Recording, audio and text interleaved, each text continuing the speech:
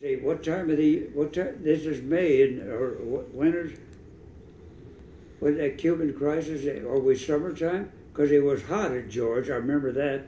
I couldn't take off because the engine, at a high temperature, the engines won't produce the horsepower required to get that much weight in the air. Really? Okay.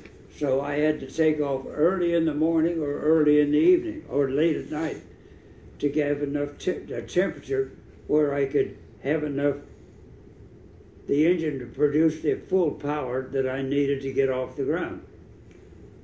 And I had to take off at a particular gross weight. The aircraft would carry 72,000 pounds gross weight. The entire airplane and cargo and people and everything, 72,000. But we were restricted to 68,000, so if I lost an engine, one engine would still get me around the pattern for a landing. 72,000 pounds, one engine won't, it's not flyable on one engine if I lost an engine on takeoff.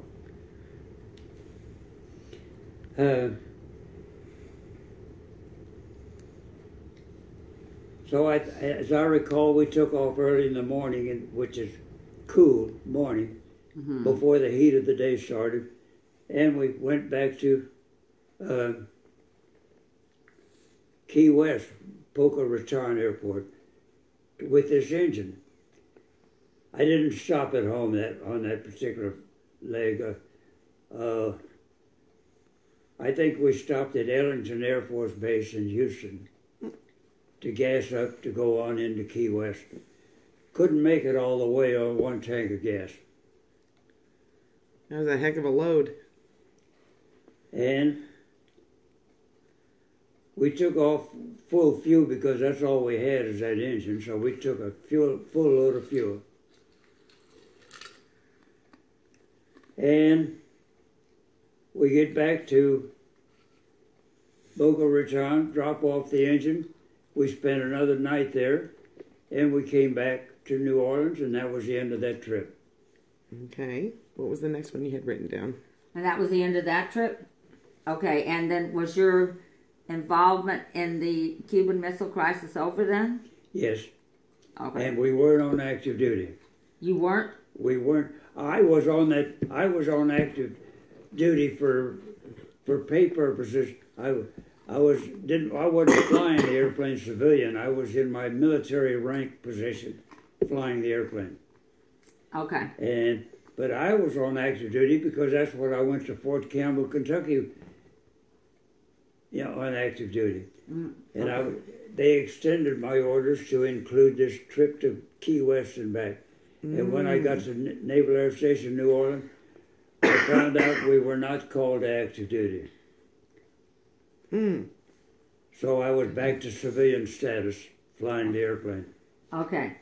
All right, now, when was the most frightened you've ever been in an airplane? That you were actually scared?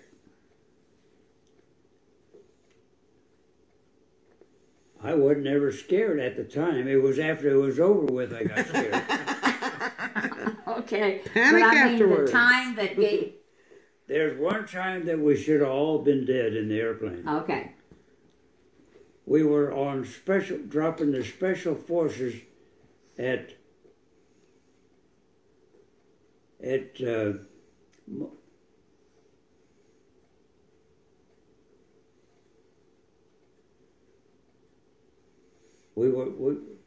we got down to Cajun country where they'd make the Tabasco. Avery Island. Avery Island. Yeah. That was our turning point to go in. The name of the town that we started with a D, as I recall. I don't Duville or something like that. But that don't sound right. That didn't rip. Anyway, it's a night drop that we're doing. I fly over the drop zone, and I had to visually see the drop zone where they wanted me to drop the troops at. The navigator had to look at that because he's the one that's controlling the drop. And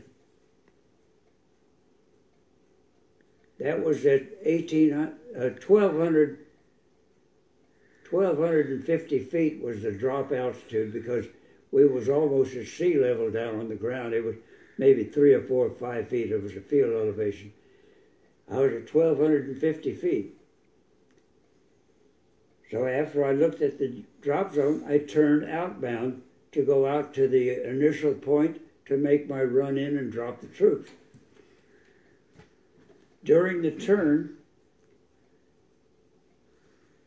when I rolled out,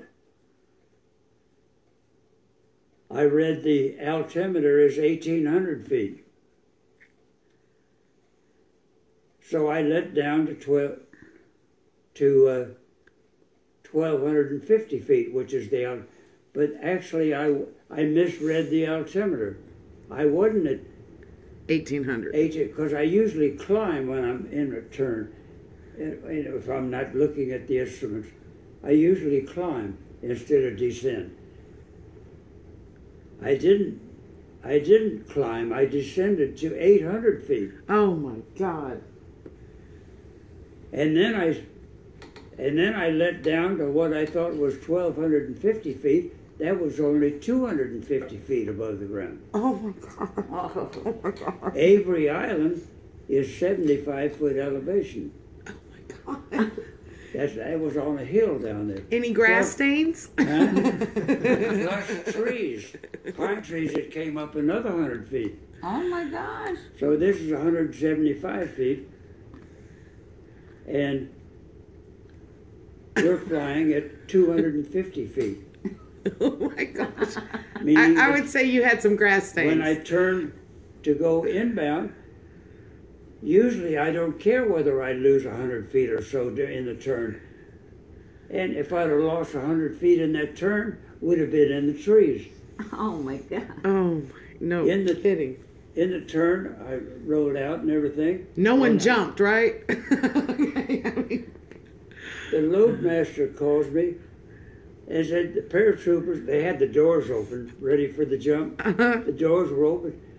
The paratrooper there said, "How come we could see the trees in that dark night?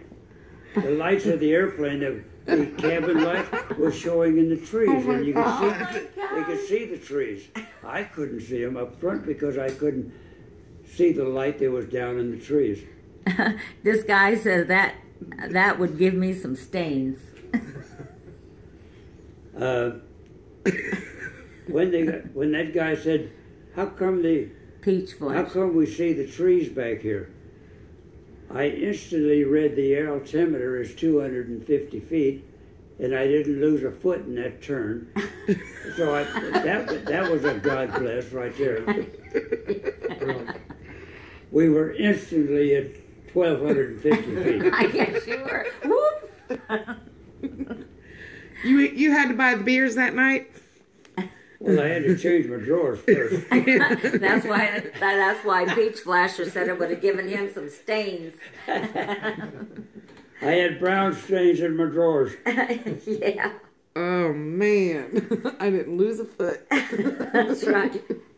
And I had a co-pilot over here. He didn't see the misread altimeter. I had a navigator that didn't see the misread altimeter. We had another pilot that was standing up in the cockpit that didn't see the misread altimeter. The flight engineer that didn't see the misread altimeter. Pilot error. No, there's 7 people up there that could have saw it. Nobody saw it. Right. Well, what was your excuse? You never do things I know. like I thought I would never hear that kind of story out of your mouth. There's people that's misread the altimeter that's flown the airplane into the ground. Yeah. Well, you saw somebody do it. It was at advanced training at La Junta, Colorado, in B-25. Right. Those 2 guys misread the altimeter and flew it into the ground. That's all that happened. Right. Right. They thought they were entering traffic pattern altitude, and they were 1,000 feet below traffic pattern altitude, thinking they were They were at the proper altitude. Right. Oh, man. And they just flew a perfectly good airplane into the ground, which I would have done if I'd have got in the trees. Oh, yes. And I'd have killed 42 paratroopers plus all the crew and me, which would have been good. Which would have been good. Because I wouldn't have wanted to be alive after that. Right. Yeah. And the accident investigation, if I'd have been thrown clear of the airplane, I'd have run back in it. You had to run back in. If I'd have got thrown clear of the fire, I'd have run back in the fire. That was the closest. That's when I got scared, when I found out that we could have been dead that night. Well, did they razz you about that? I guess the crew couldn't say much because they did the same thing. It's a wonder somebody didn't turn me in and I'd have been fired. Well, you'd think they rigged the planes with some kind of low altitude alarm just to prevent Yeah, this. terrain alarm. True. Did they, Today's airplane has that. it? Yeah, Yeah, back right. then they didn't have the terrain alarm, did they? They didn't have. I had gear warning lights, but I didn't have low altitude lights and all that sort of Right. thing. Yeah. Yeah. So what's next on the? Okay. Now, anything else about that story? That's. No, that's it. That's the end of that story. And when was that? Almost the end of us. Yeah. What was going on at Avery Island that they had to send paratroopers? That was just the initial point to make my approach to the drop zone. But what was going on in Avery Island? They weren't fighting Russians There wasn't there? any lights down there. No, but I mean, what did the paratroopers have to do once they dropped down? They were fighting other people or what? No, but the drop zone wasn't Avery Island. Uh-huh. It was at this town that was about 10 miles back towards Morgan City or Thibodeau. So it was or just one a of those training towns mission or up there. something for them? Huh? It was just a training mission for them? Yes. Oh, okay. Okay. It was special forces. They weren't active duty type guys. They were Army Special Forces. And they dropped on their own. I just give them a green light when they're ready to jump. When they're ready to go, they drop when they see the drop zone. Well, That it didn't. The navigator. I take that back. The navigator wasn't involved in that drop, even though he was on board. well, actually, you should be credited for having the world's first low-altitude paratrooper jump. None of them jumped. They wouldn't Well, jump. when I saw the lights, I could have told I was low, but it was totally dark out there. Right. There wasn't a light out there. When I driving up to a city with lights, I don't know. Hey, Right. that ground is closed. Right. But I was told it was like flying in an inkwell out there in southern Louisiana. Goodness The only rising terrain in Louisiana, and I'm over it. Yeah. The only 250 feet. what is it? The highest altitude? It's at the zoo. That That mound. That, that's that, enough of that. The Monkey I'm Hill? getting scared again. oh, scared You're again, getting scared. talking about it, huh? Okay, when was Hurricane Betsy? That was in August of 1963. 65? 63? 65? Yeah. 65 was Hurricane Betsy. And when was the landing gear incident? That was May of that year. Okay, so, but let's go to Betsy first. When Betsy was coming, you had to help evacuate the planes from Alvin Callender Field, right? Our evacuation base was Memphis at that time. Okay, We flew the airplanes to Memphis. right. And okay, so that's not a big story, but then you wanted to get home to Mom and us, and you didn't think you were going to make it home. What happened? I don't recall what you're talking about. Well, you were evacuating all the planes, and then they had a cutoff time when you could come back. That was the first evacuation time. Up to that point, we didn't just pick up the crews and return to Alvin Callender Field so people could be with their families during a hurricane. later on in hurricanes, I always flew the chase airplanes in the evacuation, and all the crews got on my airplane to go back to Alvin Callender Field. It only took 3 people to crew the airplane, pilot and co-pilot and the flight engineer. Just those 3 people, you could fly the aircraft. You didn't need the radio operators at that time. They weren't load masters yet. And we didn't need the radio operator to do that. But okay, go ahead.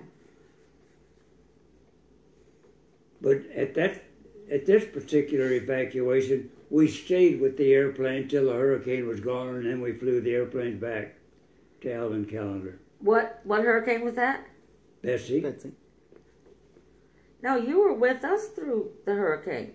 That's right, we were. Right, because you told it was before. We flew. That's right. I brought all the people back and to be with the families. And they were early evacuations. We just stayed with the airplanes. Right, but they had asked you not to come back because it was getting too close. Well, the hurricane, when they have hurricane warnings and it's coming in, they said the Alvin Callender is closed. Period. And I said, I'm returning the crews. This airplane's going into the hangar for the hurricane. And they understood that, and they approved me to come in and land. I landed on runway 04, meaning 40 degrees northeast, and that was, the winds were from the south, exactly 90 degrees. I had a 40-knot crosswind to land this airplane. Are you kidding me? I had the wind down like this and top rudder in there to keep it straight, to go straight down the runway. Oh my God. And I touched down on the right gear, and as the wings lose lift, the other wing went down, and I was on the runway. But that's the crosswind technique in the C-119. Right. And it was getting pretty windy when he came back, and they didn't really want him to come. I remember that story. Yeah. He's like, I'm going home. Had all these crew, and they wanted to get home to the families for the hurricane. Right. I was the duty officer since I lived right there at the base. I was the duty officer for the hurricane. Crosswind. We all stayed in the BOQ there at the Naval Air Station, which was also the officers' club and bar. We took the TV set out there, but as soon as we got in there, before we got it plugged in, the lights went out. Oh, God. Power failure. But the bar ran all night. And yeah, I don't know how, I guess they lit candles or something, or they had flashlights and all that. It's the bar. They're going to light their clothes on fire in order to see themselves. You used a Miller light. Or a Bud light. Well, that's right. They had battery-operated lights in case of a power failure. The battery lights came on. If you was totally in the dark and you wasn't familiar with the BOQ, you didn't know how to walk if it's totally dark. That battery or generator? It's battery-operated. Because we had lights in our room, didn't we? Battery-operated type lights. Right. With flashlights. But Hurricane Betsy was my first experience with the hurricane. I guess everybody's. Your first one, everybody's. Oh, we had the mattress up against the window in case the hurricane, some debris hit the glass. Because you could hear glass breaking all over the place. Yeah, it was a big one. We had the mattresses against there to guard us against glass coming in and cutting us. Right. If it broke. Well, but I was real excited because I'm thinking, I'm going to get to see a hurricane. Oh, Yeah, and I'm like, this is exciting to me. So Dad took us out to the BOQ, and we got a room, and the bar was open, so we'd go downstairs, and we'd watch when hurricane came through, the hurricane and the big oaks out there. I mean, they were like bending almost in half, right? They were just like bending, and I'm like, we're standing in the entrance to the officers club, and we're watching all this, and it's like, oh, wow, you know, and you could hear it. I mean, it was so noisy. It was unreal, okay? And glass was breaking. Well, I don't think it was breaking then. But then it got real peaceful. Yeah. It was the eye. I didn't know about this. Everybody said, oh, here's the eye, okay? They're in there drinking, you know, and we're just running around. Mom, Dad, and all his buddies are in there drinking, you know, at the bar. You're getting tired. Yeah. Then it comes the other way. Now the trees are going the other way, and they're breaking. Yeah. Okay? They're breaking. Glass is breaking. Donnie and I run up to the room, get in the closet. This is where the thrill is gone. Yeah, Dad's putting the mattress up. And when we came out, you couldn't even hardly get up and down the street. Yeah. Okay? Debris was everywhere. Oh, the electric poles were all over the place. And I mean, you really, really had to dodge to get down to our house. We were like, what, 2 miles from the base? Yeah. Mile and a half? Within 2 miles. Yeah. And I mean, it was, and how long were we without electricity? A month? It was quite a while. Yeah. No electricity. You couldn't drink water that came out. You know, I mean, it was, and I'm thinking. We had everything full of that. I had the bathtubs full of water, so we could take a bucket and flush the toilet. Mm-hmm. And we had the sinks full of water. 2 bathtubs up the stairs and downstairs. We had those full. I had all the jugs full around there. The electric stove we had that naturally didn't work, the power failure. But we had the barbecue pit, that was gas, so we had a place to cook. We ate all the frozen food first because as it thawed out, if it's out, power's going to be out a long time, the food was spoiled. Right. So we had to eat all the refrigerated and frozen food first. Couldn't you get some supplies from the base or something? Those flight lunches. Oh, that's when we ate flight lunches. Yeah. Wait a minute, Dad. Dave says, sure, he was dropping off special forces at Fort Polk, and the town he was thinking of was DeRidder. Saying what? DeRidder? DeRidder, Louisiana?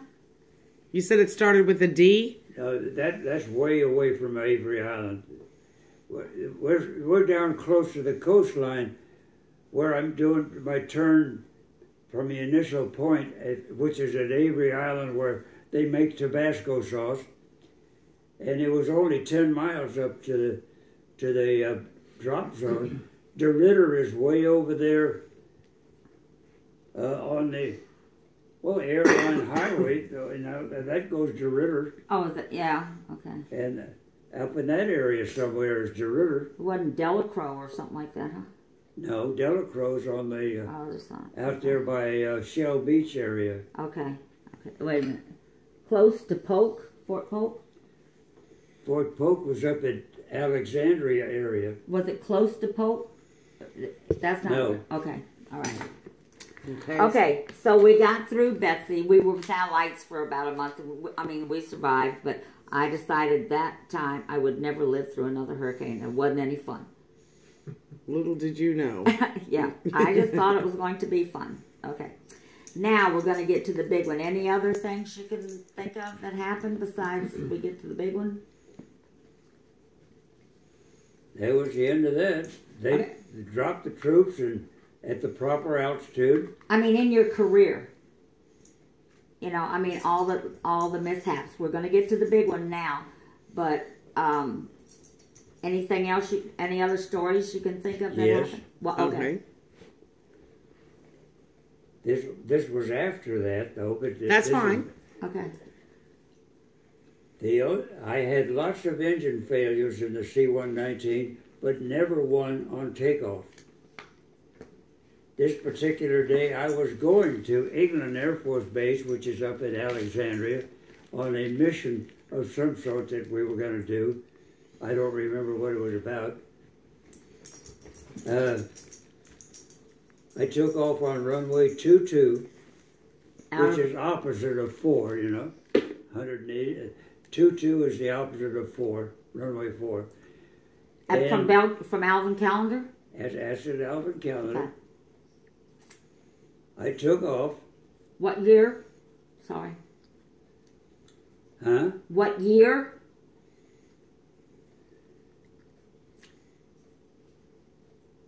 This was in after 65. Okay. Okay. After 66 or 7, something like that. No, we were in G models then. I was in C models. It was early 60s. It must have been 64. Okay. Okay. Because we changed to G models in 65. This was an electric G model. C-119 was hydraulic gears. I had a C model C-119 at this time. That was electric gear, Okay. not hydraulic. Electric gear to go up and down. Took the runway and I've taken off, and I had the nose gear in the air already, and we were lifting off. The right engine blew a jug, we call it. This cylinder came unglued in the engine. The piston came off of it, and it disintegrated the engine. Oh, And all the oil came out through that piston that's not there anymore. That's not there. All the engine oil came out, and of course I didn't see all that because it's behind me as it happened. But what I see on the instrument panel, the right engine is losing power and torque. I hear this boom from the engine, that blown jug, the cylinder.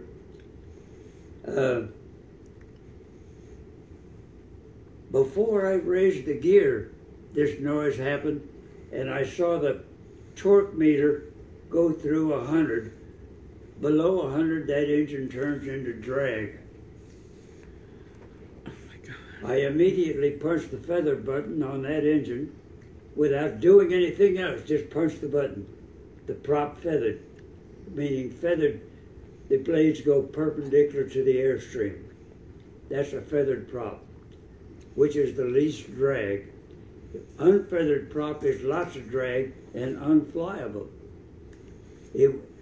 Maintaining out, it can fly with a windmilling prop, but this engine froze and it was totally, it wouldn't turn at all.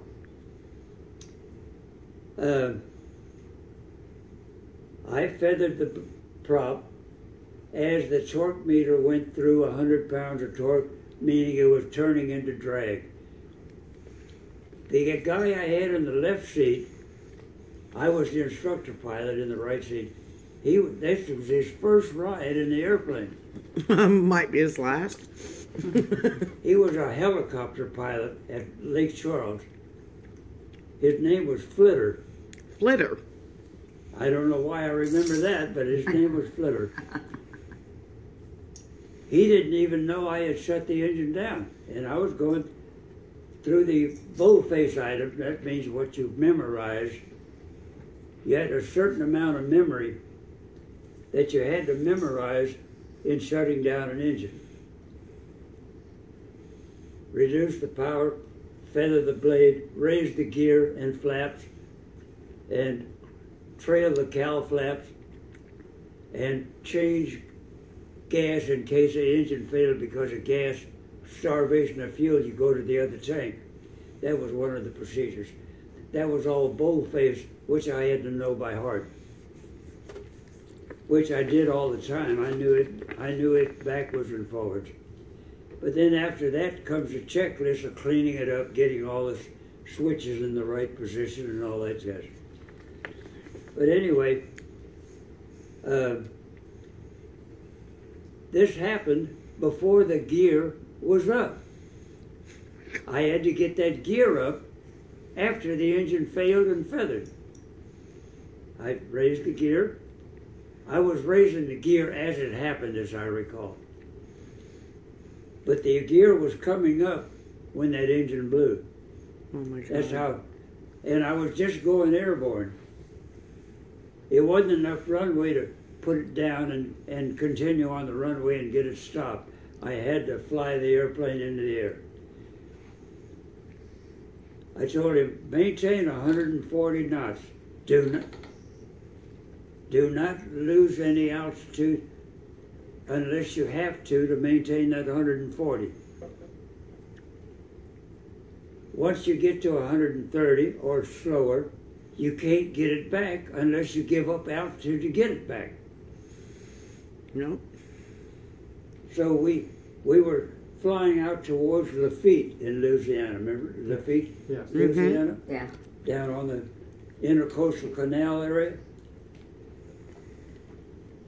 By then I had the engine all shut down and I took over the aircraft and I was climbing it out at 140.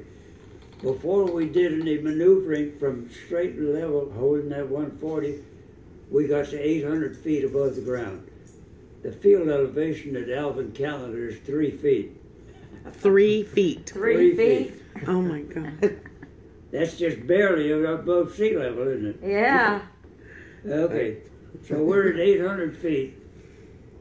And I said, that's enough altitude where I can maneuver and turn back towards the field. And it, as luck would have it, it's daytime, and it's just cumulus fair weather clouds in the air, which was above us or still, and there was no problem with weather. And it was cool, as I recall, but it wasn't hot, but it wasn't cold, but it was coolish. We turned back and I said, I'm going to land on the same runway that I took off on. There was no wind, so that wasn't a problem either. Calm winds, or relatively low winds. And we were about 10 straight miles south of the runway over Lafitte, which is on the Intercoastal. Straight line distance from the Naval Air Station to Lafitte's only about 10 miles, Right. within 10. Yeah. We turn on, I get on final approach. I didn't start descending until I had the field made. And then I put the gear down, didn't change the power on the engine. The gear started my descent. Putting it down, it was enough drag factor that I could do it at hold on about 140 airspeed. And just putting the gear down was the drag factor that started my descent to the runway. Didn't have to change power on the good engine.